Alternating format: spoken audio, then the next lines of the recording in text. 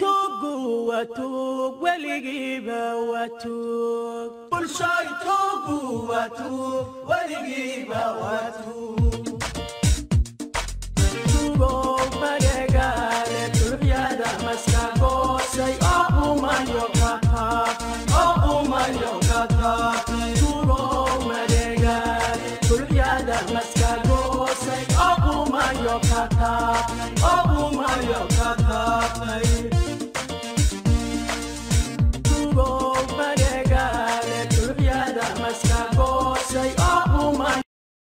السلام عليكم ورحمة الله وبركاته.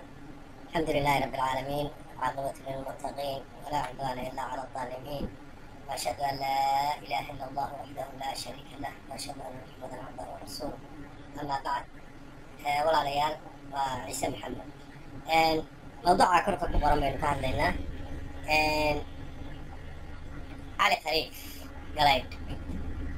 ولقي بوحوا عننا السنة ننا ضحك وصارنين ولا ودوغا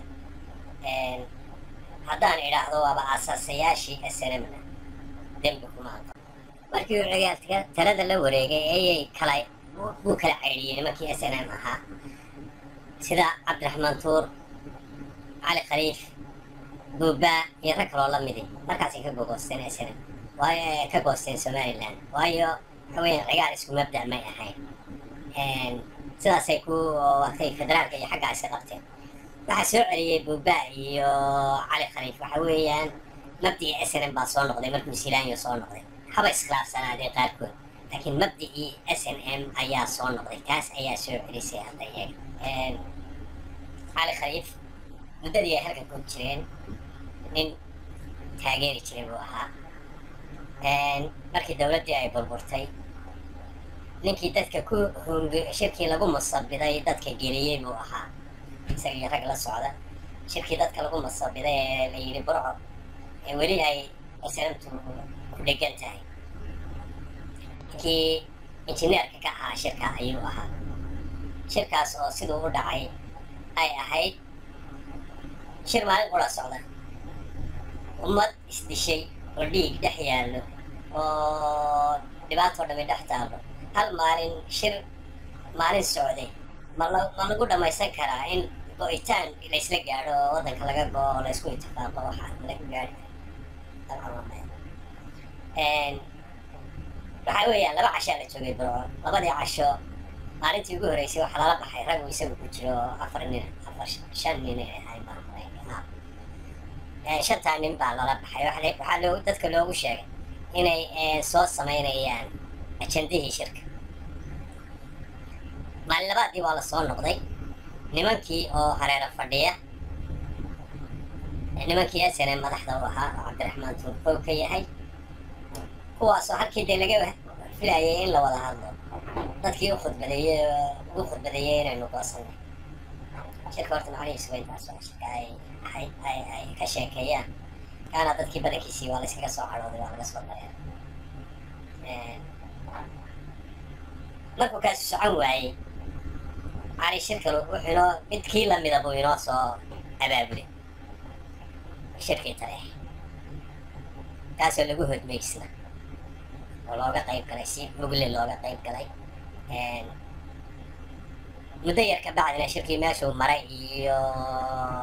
siduu waddankii oo dhan SNM ugu gacan geliyey iyo wax walba oo lala socda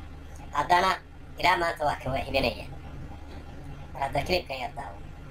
war dadka reer Suuriya sanaagu way shireen war shir weyn baa lagu qabtay tale war ilaa 5,000 oo qof baa isugu jiray war loo dhammaa war ismadu 13 ayay jiraan joogay war fuqaara ilaa dhowr iyo 7 joogay war culamaa u diin kala dareegooyinaa joogay war qurba joog baa joogtay war ururka dhalinyarada iyo haweenka iyo ummaddu dhan baa isugu timid war iyakaa go'aansaday maamul aan leenahay in la dhiso war hadda sanad walba iyagleel ma geli karno hadda waxaan maqlaa maya waa in shir weyne la isugu yimaadaa waad aragtaa waxaa weeye isagu inay wax dhacaanba lama ah shirkan wuxuu uga jeeday inuu ka dhigto yacni adduunka tuso oo bes laakiin ujeedka uu watay waxa weeyaan halkiisii inuu kula noqdo SNM وكان إلى ما تساسو هاي بس بيناري وي قرمن كلا تغني خاتم حاصور دي سبب حقو كسو غلay كي كهوريا حقو كسو غلay dadka maanta jooga xagee ka soo galeen khaatum ila waa la ogaay dhabahan waa lagu khasbay arrintu markii ay noqotay laysu joojin maayo ay meel cad iska mareen oo qardajeexa oo ay yidhahdeen cidna loo joojin maayo waxay ku kaliftay ninkii madaxweynaha ugu dambeeyey khaatum Axmed Karaash inuu arkay markii waa lagu khasbay inuu Puntland qabto wuxuu arkay inaan si kala qadiyada lagu badbaadin karin dabeedna wuxuu u baxay Puntland علي وجهك أولية هاي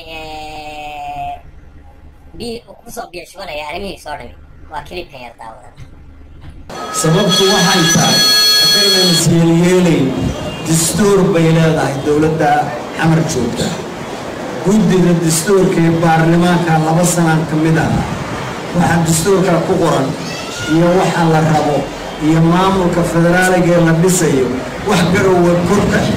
soo xiga aynu ka midnahay kuma jiro meel aynu ka geli karnaa habka federaalka ee halkan jira abtirsiina waa meesheed qarannimo Soomaaliyeed oo la yiraahdo annagu kuwaasaanu ka midnahay waa meesheed laakiin waaqica yaala ee dhabta ah ee biyo kama dhibcaankii waxa weeye meel ummadda Soomaaliya sanaag iyo cayn meel habka federaalka ee xamar yaala uga banaanay ma jirto عندي هايسا ليش عن كجلي كرنو هاد برهانك وهاش الله تلا لما تقول ممكره ومقدم بقى هذا التاريخ هذا هي المستقبل كله بكل حنيه أنا وما هينو دولة دانا كما يبين كرنو دولة دانا واحد حشي هب سوريا ومعمول الذي هو معمول كي هو الدسين رغم يبين كركو واحد تشوف ما نفسين in faatumo ama dadka Soomaaliya sanaagiya ay meel uga banaanay ma jirto waray rajada qura ee aynu Soomaaliya hadiiba dib loo yegleeyo loo abaabulayo waray rajada qura ee adduunweynaha international community kuna uu rabo waxa weeye koonfur iyo waqooyi loo wada hadda waxaanu annagu iska mala awaalayna maahe qaramada midoobay Yurub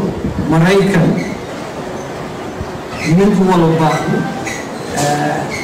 EU mid walba Soomaaliya lagama rajo dhigin waxaa la filayaa sida quray Soomaaliya la isugu keeni karaa inay waqooyi koonfur wada hadlaan waqooyi aynu ka midnahayna ma jiro وفرين كم بدنا هنا مش وتعسى أن نبوك اللفتي ولا هذا السمان لنا الكولج يلا نبوك اللفتي فارقتا بيناري وغوي كونفور أدوك وحدوني يغوي كونفور الله ولا بيناري أدوك ماشي عالمك يعني هو الوطنية أرماء الصومالية ويجي قبائل اللي سجلين waxa 4.45 loo keenayna wax kale may ahayn loo keenay qaar qabiil lagu qabo dhibaatada meesha taalana waa qaar qabiil oo iyo koonfur la isu laayay ma jirto mana taalo meesha waana beenaale dadku ma ogtahay waxaas uu idinku shubanaya oo doonaya inuu idinka dhaadhiciyo la meerto soo ma garan ta kale oo ku andacooda maxay tahay meel walba la iga soo diiday dabcan waa laga soo diidaya ninaan dad wadan oo dadka uu leeyahay waan matalaan waxba kala socon wala soo diidaya sida kilibka yar daawada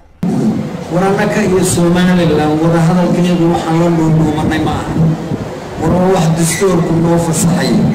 waro waxa shirarka khaatimo ay yeelatay shirweeyayaal ama saaxirada ama qalcadaha ama golaha golayaasha magaalada Nairobi ku fasaxay mar walba arinta loo tiilay waxay ahayd in nala laana meeshii ay xaajadeena la tagi karno cid ogol inaynu wada hadalaba inaan tagno wax ogolaada inay nala hadlaan ilaa maantadan aan joogno Somaliland oo danaheeda raacanaysa yaa ogolaatay Puntland ma ogola xamar waa watan oo hadda aan ku dheeraaday warkeyda meel kale oo arrinteedu taallo oo laga ogol yahay wada hadal hadda weeye waad aragtaan dabcan way diidaysaa Puntland federaalku waa diidayaan nin waliba waa diidaya laanno nin aan cid wada way isagu kule haddana wixii taladii iyo masiirkii ummaddaas oo dhan aniga dusha aan lay saaro maxaa kalifaya ummadda saasaa lagu diiday waa runtii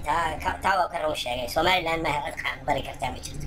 Somaliland sida waa kay riwaayadda isla ogaayeen waa aqbalaysaa iyo nin walbana way ka horumarinayaan laakiin iyagii laftigoodii dee dhibaataa ku timiyo sidii aynu fideoyo hore ku sheegnay qorshihii shirqoolka ahaa ee uu waday dhibaatada ka hortimina waa tanada kilibka yar daawadaysna war annaka iyo Somaliland shir aanu hadda u ballansannahay oo maalin hebla yaanu shiraynaa oo meel heblaanu ku shiraynaa ma jirto war niman baa burco shirki bisha 10keeda July bay ahayd in la isugu yimaado niman baa Hargeysa press conference ku qabtay qaarkood ay yihiin guddidii aanu la shirshiri oo ka mid yahay Maxamed Kaahin oo ka mid yahay Maxamed Awdaay ninka la yiraahdo wasiirka beeraha war nimankaas waxaanu u aragnaa tolkoodna sheegayaan hadda tolkoodu waa cabinet waa madaxda Somaliland waxaa loo arkay arrintaasu arrinayaan Somaliland u wada dhammayn niman baa arrintaas shirka abaabushay iyaga oo tartankan siyaasadeed ee ka dhaxeeya iyo baarlamaankan iyo waxaan madaxweynaha u tartamayaan iyaga oo u socda oo laga ballan qaadayo sool iyo sanaag iyo cayn 40,000 wadada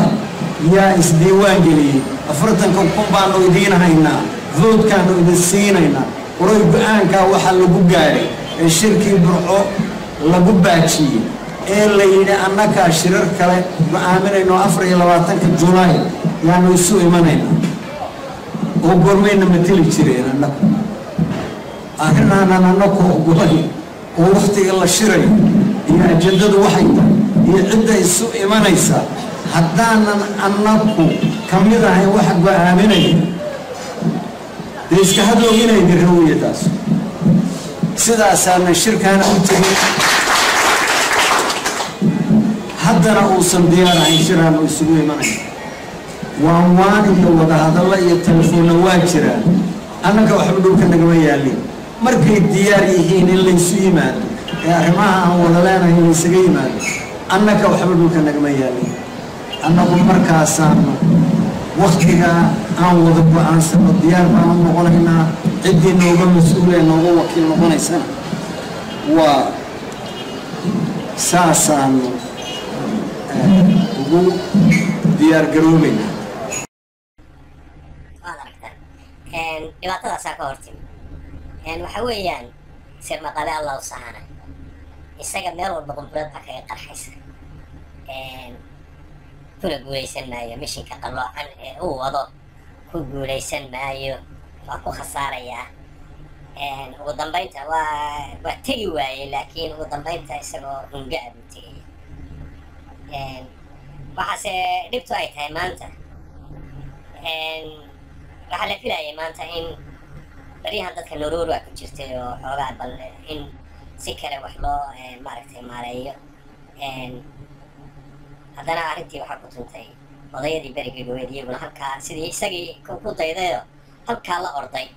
oo qolo kale oo soo hungowday oo isaga uu ka adkaaday oo asxaabtiisii isagu ka adkaaday dadka usoo ciyaarsiiyey maanta kuwaasna waxay ka dhigeen shirka buuradee la sheegayay ilay waa la qabanayaa shirkaas wuu fashilmay intaan laba qaban ku fashilmay nimanka warnimay oo ma ingiriis bayna wada gumaysan jiray horta dadka reer SSC ma fikirtaan ingiriis bayna wada gumaysan jiray haddii la joojin waayo waxa kan la wado in waliba goonigu uu baxaya goonidiisuu qabanaya wax isku keen xidhayaan ma jira inama sidii Somaliland baad oranaysaan ingiriis bayna wada gumaysan jiray loo joojin maayo mar hadday dhammaan weyday waxaad ku bishaaraysataan in la kala guuro waa ku soo noqonaya arrinta